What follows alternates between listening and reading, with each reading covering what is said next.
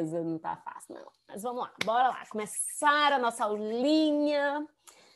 Vamos começar um assunto novo. Nós vimos a parte micro ali, né, da formação das células. Nós vimos as proteínas, lipídios, carboidratos, ácidos nucleicos. Agora a gente vai falar especificamente sobre as células, que eu acho que é um assunto assim extremamente interessante, que vocês vão gostar muito. Vocês já estudaram, né? Então vamos dar uma revisada, uma aprofundada em algumas partes que vocês viram mais superficial. Então, na nossa aula de hoje, a gente vai começar nessa parte introdutória, que vai falar sobre a descoberta das células e a microscopia. Provavelmente, então o objetivo da aula é acompanhar esses caminhos científicos no desenvolvimento desse conhecimento, entender as motivações e necessidades que inspiraram cada cientista nessas empreitadas aí e analisar os resultados encontrados por cada cientista na busca ali das conclusões a respeito do que era visto e do que era aceito na época, porque a gente tem que entender que isso tudo foi descoberto há muitos anos atrás, onde era novidade. Quais são as implicações disso no contexto histórico? A gente vai fazer esse entendimento aí, nessa relação da biologia com a história aqui.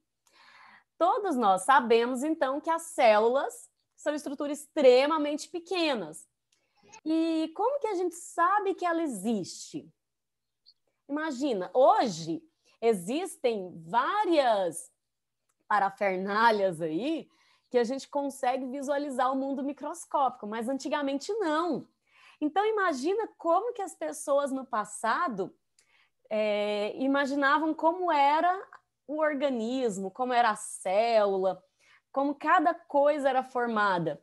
Eu acho que eu até, não sei se eu comentei com vocês ou se foi com a outra turma, acho tão interessante que no passado as pessoas não sabiam, não entendiam nada de reprodução humana e eles criavam teorias. Então tudo foi feito na base de teorias que foram experimentadas para ver se isso era real ou não.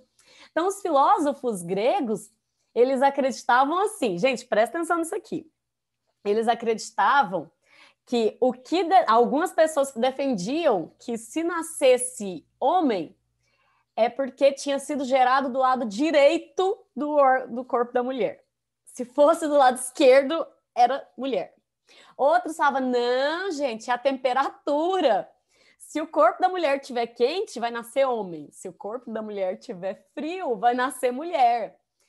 Aristóteles, ele falava o seguinte, cada parte do corpo produz uma gema. O homem tem a essência da vida, que era o sêmen, porque eles viam aquilo, né? E a mulher, a função dela é só carregar o bebê. Então, o filho tem obrigatoriamente que nascer parecido com o pai. Se nascer parecido com a mãe, é uma aberração. Eu fico com muita dó da Isadora nessa época, né? Porque Isadora é meu clone. E eles falavam que se nascesse parecido com a mãe era uma aberração. Mas não é que eles eram bobos, nem nada disso. É porque eles não tinham a tecnologia que nós temos hoje. E é disso que a gente vai falar um pouquinho. A descoberta, o aperfeiçoamento desse microscópio foi fundamental para enxergar a célula, as estruturas e os organismos menores do que elas.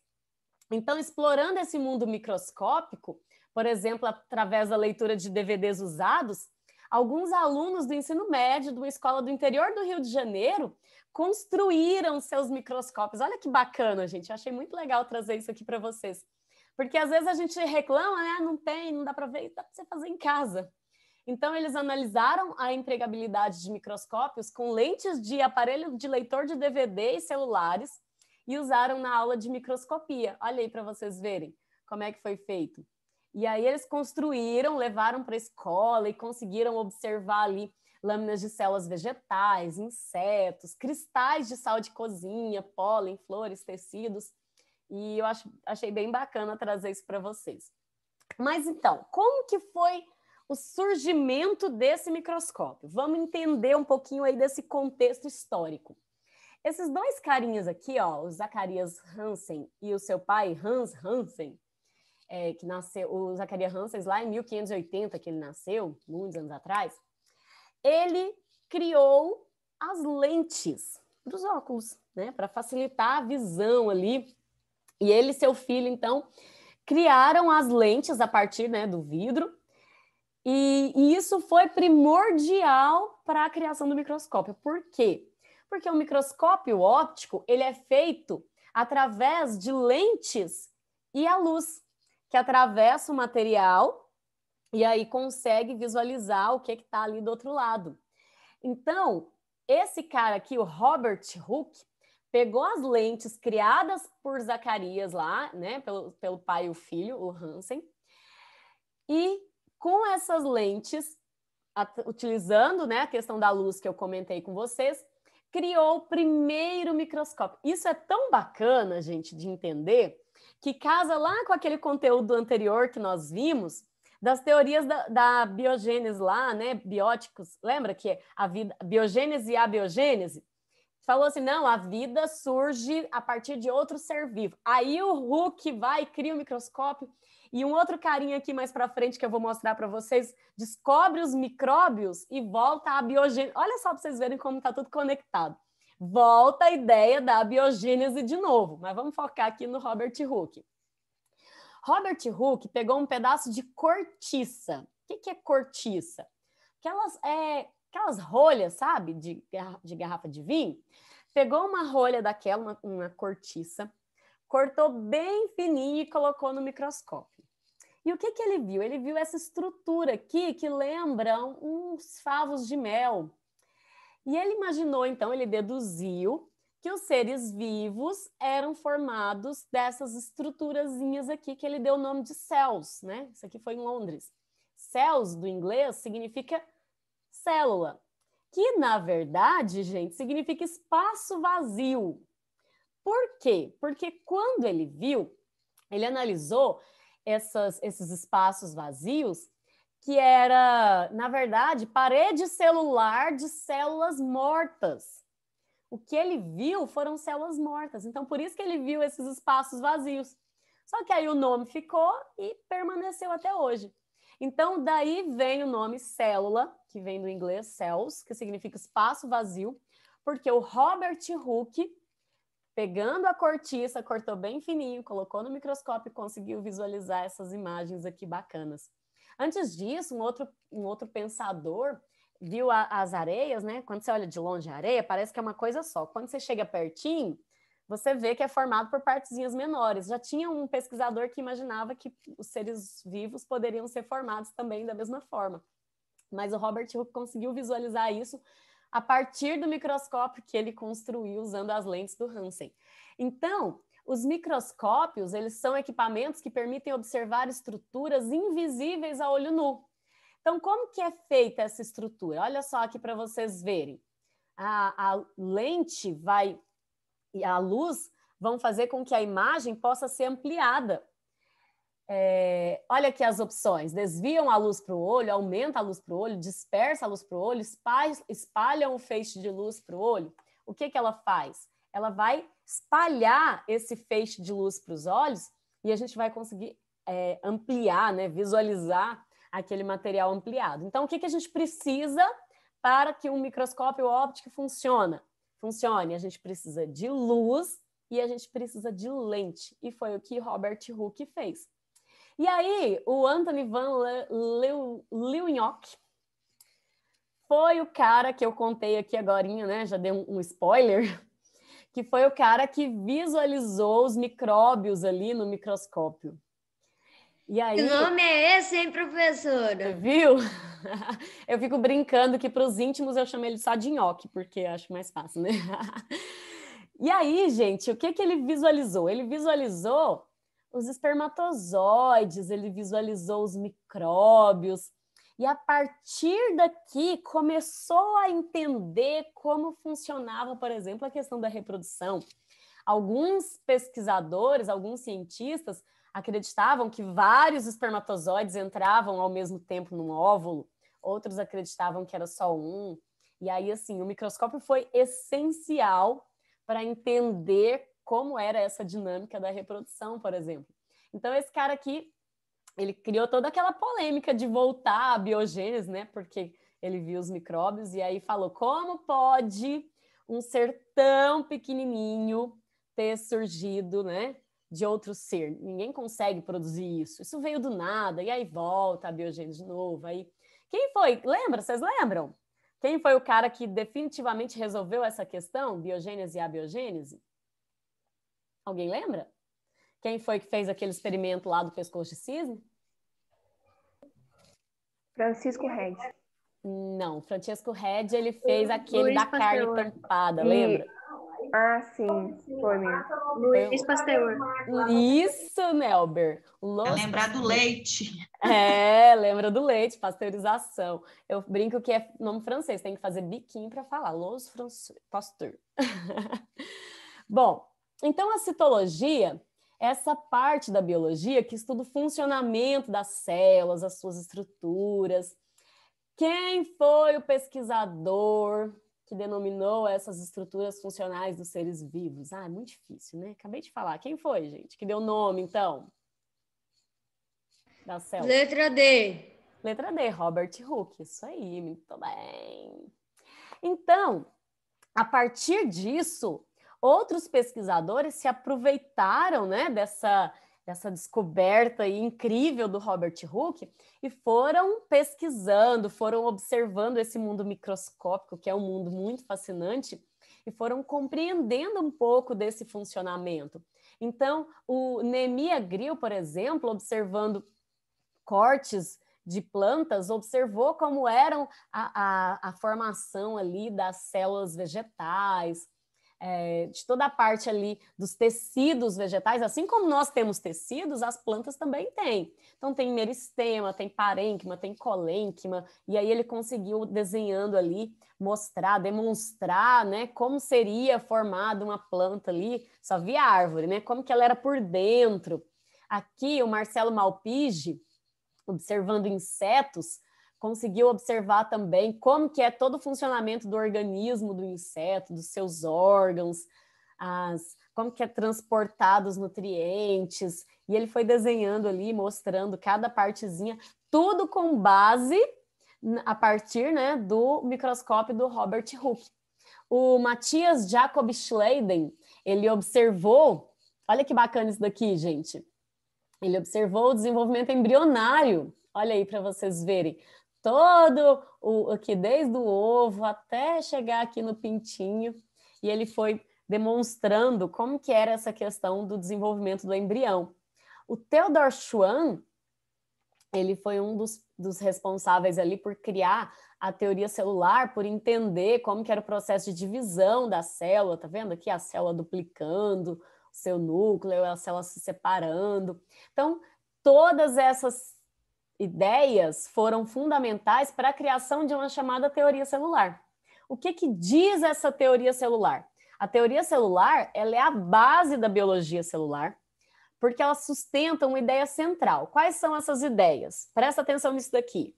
Esse aqui é muito, muito importante, eu quero anotar no caderninho de vocês, tá? Todos os organismos vivos são formados por uma ou mais células e pelas estruturas por elas produzidas. Primeira teoria celular. Todo organismo vivo é formado por célula, mas tem uma exceção. Quem sabe me dizer? Qual organismo vivo não é formado por células? Os micróbios? Ou as bactérias? As bactérias? Pensa mais um pouquinho. É menor que as bactérias ainda, gente. Os vírus, eles conseguem infectar as bactérias. Os bacteriófagos são vírus que infectam bactérias. Só para vocês terem noção, tanto que eles são pequenininhos, né? É uma exceção a essa regra. Na verdade, existe, assim, uma contradição. Tem cientistas que dizem que não, que são seres vivos, sim, que são organismos vivos, que são células, e a maioria acredita que não são formados por células verdadeiras, tá?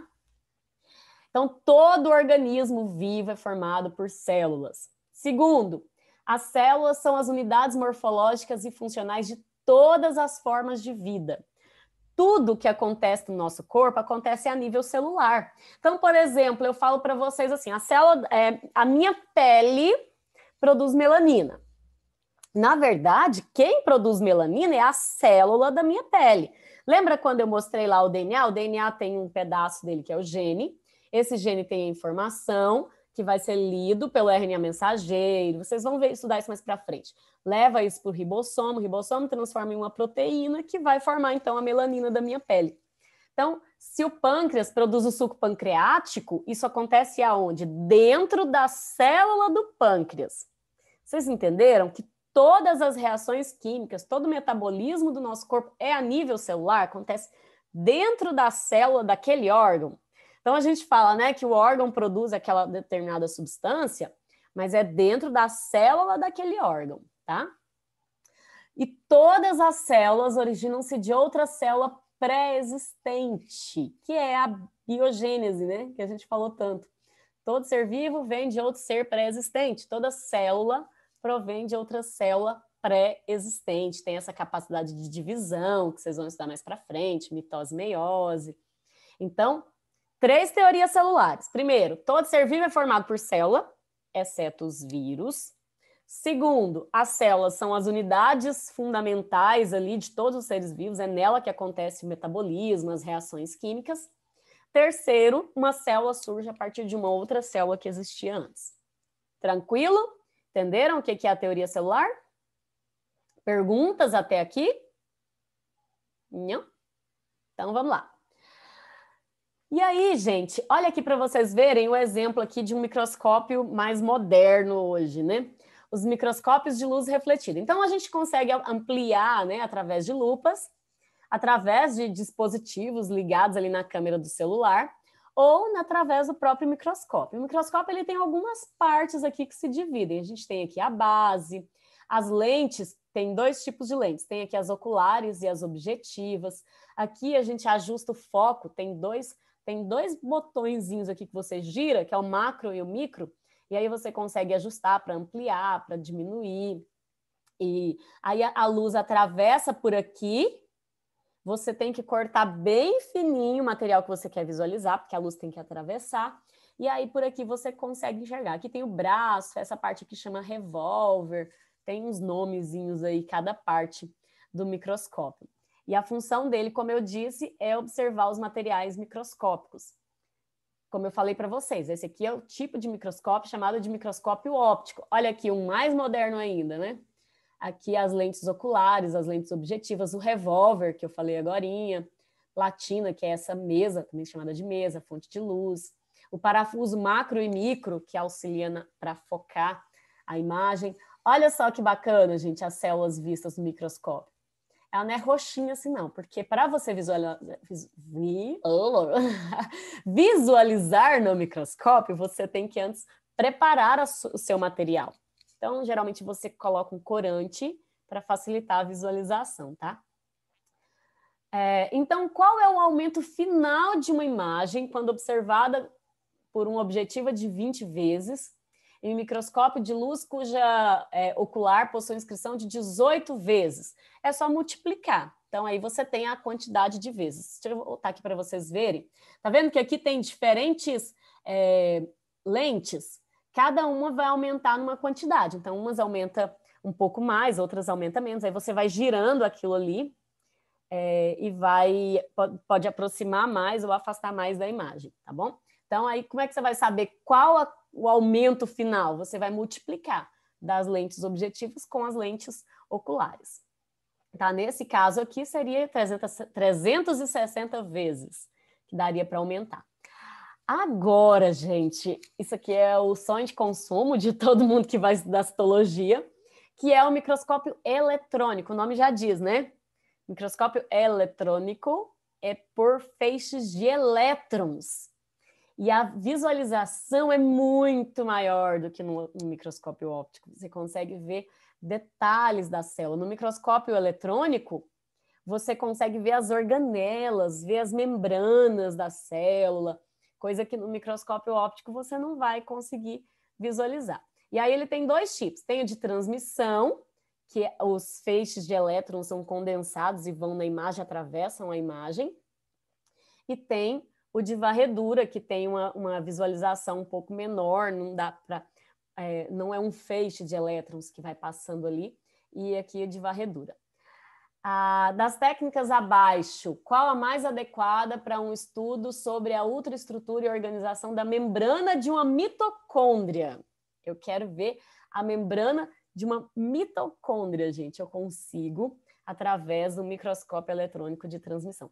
Tem umas imagens incríveis, depois eu vou mandar no grupo para vocês, das mitocôndrias, dos cloroplastos, tudo feito através dos microscópios, dá para ver os detalhes ali da estrutura. Então, para fazer a técnica de microscopia, a gente precisa de corantes, fixadores, micrótomos, esfregaço, esmagamento. O que é o esfregaço? Por exemplo, você vai pegar uma gotinha de sangue, coloca numa lâmina, aí você vem com outra lâmina aqui em cima dela e espalha aquela gotinha, aquele sangue, para espalhar as células para a luz poder atravessar. Se você colocar a gotinha e tentar ver, você não vai conseguir ver as células, elas estão todas amontoadas ali, isso é o esfregaço. Esmagamento é você esmagar mesmo ali geralmente é mais feito com vegetais, para conseguir visualizar. Então, no microscópio eletrônico de transmissão, ao invés de ter um feixe de elétrons, existe um feixe de luz que atravessa esse material e produz a imagem. Já na de varredura, por meio também de elétrons, observa detalhes da superfície de objetos sólidos. Então, lá no microscópio, na microscopia eletrônica de transmissão, você consegue ver aqueles detalhezinhos que eu comentei com vocês. Então, olha, o Hansen, o Huck, o Lewinhock, o Green, o Malpighi, todos estão envolvidos nessa história da microscopia, nessa construção do microscópio, nessa visualização inicial ali das estruturas. O Schleiden e o Schwann foram os carinhas que criaram aquela teoria celular que eu pedi para vocês anotarem, aquelas 3 teorias. Microscópio de luz refletida, microscópio de luz transmitida, microscópio eletrônico, são aqueles tipos de microscópio que eu falei para vocês. O de luz é mais simples, você vai ver numa resolução menor. O microscópio eletrônico, você consegue observar ali mais detalhes da sua célula, tá bom? Agora, olha só, gente. Eu falei para vocês que nós somos formados por células, né? Olha essa curiosidade. O corpo humano adulto é formado por cerca de 60 a 90 trilhões de células. Mas se considerarmos uma criança com 37,2 milhões de células, o enfileiramento, se a gente pegasse as células de uma criança, enfileirasse, poderia dar um pouco mais de 19 voltas ao redor da Terra. Pegar as células de uma criança e enfileirar. Agora imagina, 19 voltas ao redor da Terra. É muita célula, é muita célula. E o mais bacana é que a gente tem que pensar assim, que nós viemos de uma única célula, que era chamada de célula ovo-zigoto.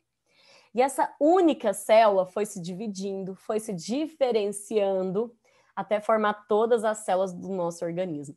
É um processo que eu sou, assim, encantada, de verdade, sabe? Eu falo assim que como aquela célula... Porque quando a gente estuda mitose, a gente vê que as células se dividem e formam células idênticas. Só que nesse caso, ela vai sofrer essa diferenciação. Então, uma célula vai formar um neurônio, a outra vai formar um músculo, a outra vai formar o sangue, e tudo vai se encaixando no seu lugar certinho. E não tem uma explicação lógica para isso, gente. Como aquela célula sabe que ela tem que estar naquele lugar, que ela tem que formar aquele órgão? É muito, muito interessante a gente parar para pensar nisso, né? Como que aquela célula se dividiu? Ela deveria se dividir em uma célula idêntica a ela. E aí ela consegue se diferenciar e formar outra célula e vai formar um órgão, que vai formar um tecido, que vai formar o nosso organismo perfeito do jeito que a gente é. Eu, sinceramente, eu fico muito, muito encantada quando eu paro para pensar nisso, né? A perfeição que é. Agora, gente, olha que legal. O Brasil entra em um projeto que quer mapear todas as células humanas. Depois do projeto Genoma Humano, o Brasil vai embarcar agora no Atlas da Célula Humana. A primeira versão deve conter cerca de 10 bilhões de itens. Gente, o Brasil está com um projeto que é o DNA... Projeto DNA Brasileiro, não lembro o nome, da USP. É um projeto muito, muito bacana. Eu assisti uma palestra de uma professora lá que está engajada nesse trabalho, lá da USP, e ela explicando para nós o quanto esse projeto explica o nosso contexto histórico. quando analisa ali o DNA, a sequência, né, do DNA das pessoas, dá para observar a origem dela. Então, assim, os homens, a maioria, quando estudou ali, por exemplo, no caso dos homens, né, o cromossomo Y, observou que a maioria dos homens era de origem europeia e a maioria das mulheres eram de origem africana e indígena. Por quê, gente? Isso é explicado devido até à questão histórica de abuso das mulheres, né, que os europeus vinham. Então, abuso das mulheres, a questão da mortalidade, que eu falei agora há pouco para vocês na aula de cultura de Goiás, o quanto os negros morriam muitas vezes sem deixar descendentes.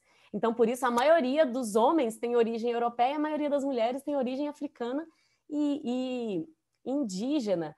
Sabe, assim, vai explicando aquele contexto histórico, é muito, muito interessante. Um dia, numa aula aí, eu trago para vocês verem um pouco sobre isso, mas explica todo esse contexto, é muito legal mesmo, muito bacana. Depois eu mostro para vocês com mais detalhes.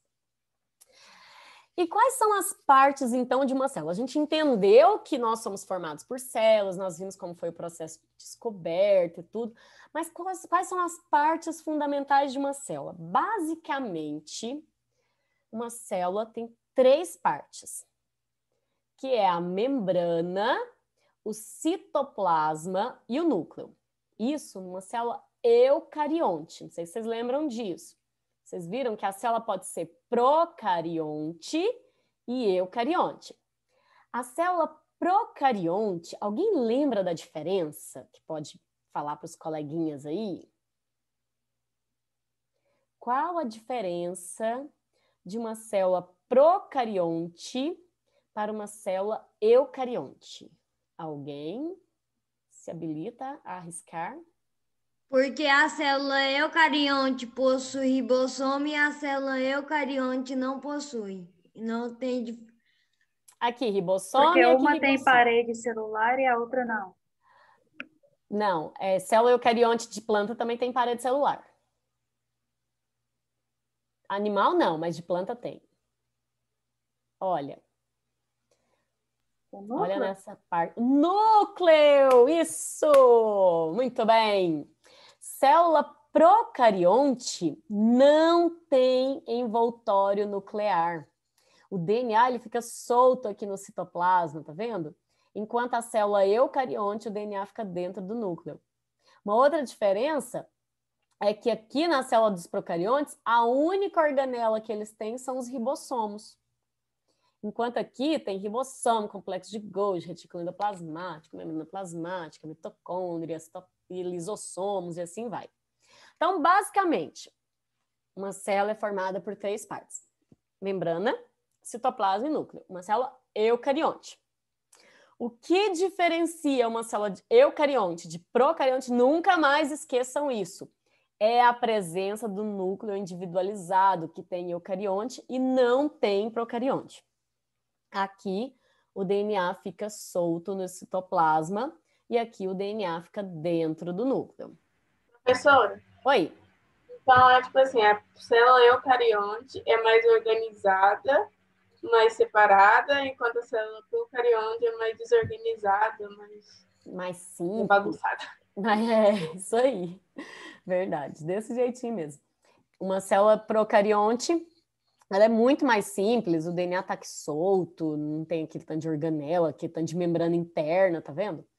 E aí já aqui não, olha, isso aqui tudo é membrana, membranas internas que formam essas estruturas. Então, realmente, é mais ou menos isso. Me fala um exemplo, quais são os seres que possuem células procariontes?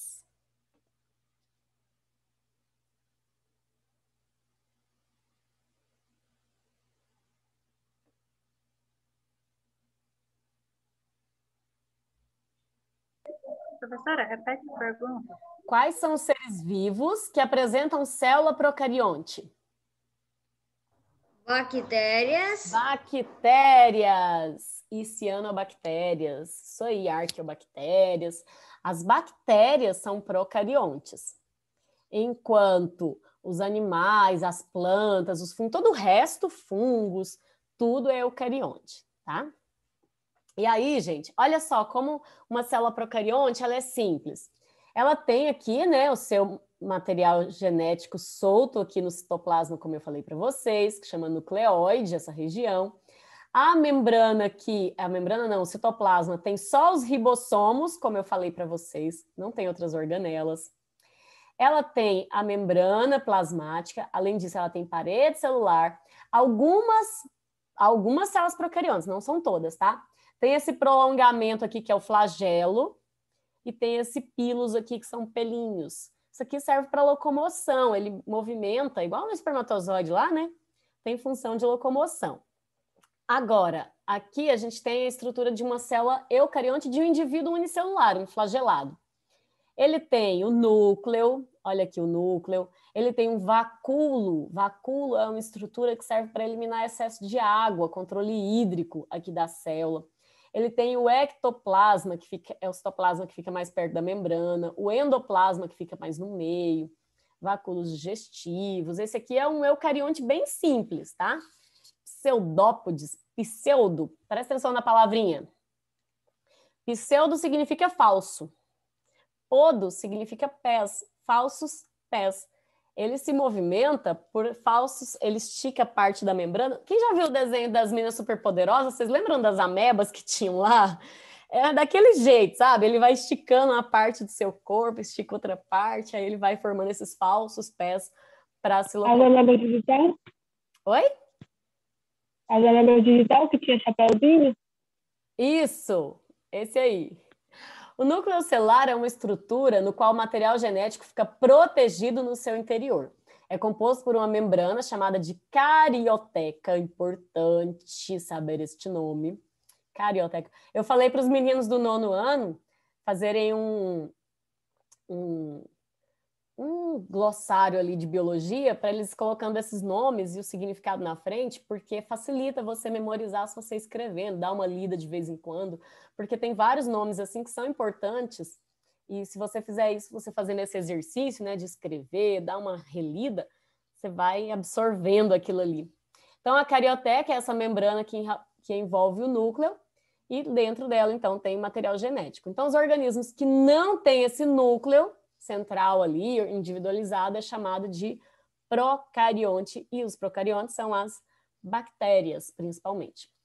Aqui uma célula animal, olha só, gente, ela tem membrana, complexo de Golgi, ribossomos, olha quantas organelas, o citoplasma, lisossomos, mitocôndrio, núcleo, nucleolo, centríolo, microtúbulos, retículo endoplasmático, que pode ser liso ou rugoso, ele tem um monte de estruturas. Cada estrutura tem uma função diferente. Já a célula vegetal, ela tem as estruturas que a gente viu na célula animal, algumas organelas são um pouco diferentes, mas além disso, olha a diferença, presta atenção. Célula vegetal tem e animal não. Vacúolo, parede celular e cloroplasto. Essas 3 coisinhas tem na célula vegetal e não tem na animal. Vou repetir. Vacúolo, parede celular e cloroplasto. São estruturas que tem na célula vegetal e não tem na célula animal. Apesar de serem eucariontes, animal e vegetal têm diferenças, tem 3 estruturas que diferenciam. Ah, que difícil, né? Acabei de falar, gente, não é possível. Quais são as 3 estruturas? Parede celular, cloroplasto e vacúolo. Hoje, assim, é uma aula mais introdutória, eu não estou falando sobre as características de cada parte da célula, depois na próxima aula a gente vai falar sobre isso. Olha que bacana essa imagem, gente, compara as organelas da célula com uma cidade. Então, a mitocôndria vai fornecer energia, os lisossomos vão fazer a digestão, complexo de Golgi, aqui ó, alfândega, tá vendo? Usina hidrelétrica, restaurantes são os lisossomos. A alfândega é o complexo de Golgi, que armazena, empacota e distribui. A farmácia é o retículo endoplasmático liso, que vai metabolizar medicamentos. A rodoviária é o retículo endoplasmático, que vai transportar as substâncias. A biblioteca é o núcleo, que armazena as informações. As ruas são os microtúbulos, que vão conectar, cruzar a cidade ali, manter a estrutura. E as fronteiras da cidade é a membrana, que vai controlar a entrada e saída de pessoas. Então, a célula é... O que é uma célula? A definição, né? A gente ouve falar tanto de célula. Célula é a unidade estrutural e funcional dos seres vivos, tem como partes principais membrana, citoplasma, ali, material genético. Deixa eu correr e salvar o bate-papo, senão eu perco quem está aqui, porque está me avisando aqui que está acabando a aula. As principais organelas são mitocôndrias para respiração, ribossomos para síntese de proteínas, retículo endoplasmático liso e rugoso para produção de proteínas também, complexo de Golgi que armazena, os lisossomos que fazem a digestão. Próxima aula eu vou cantar para vocês, tem a musiquinha, é ótimo, gente. Se vocês decorarem a musiquinha, vocês vão saber para o resto da vida de vocês a função das organelas da célula. E assim vai. E eu acho que acabou por aqui, relembrando aqui. Microscópio, essencial para a gente conhecer o mundo microscópico ali, né? Célula, unidade funcional, fundamental de todos os seres vivos. Os organismos vivos unipluricelulares podem ser eucariotos ou procariotos.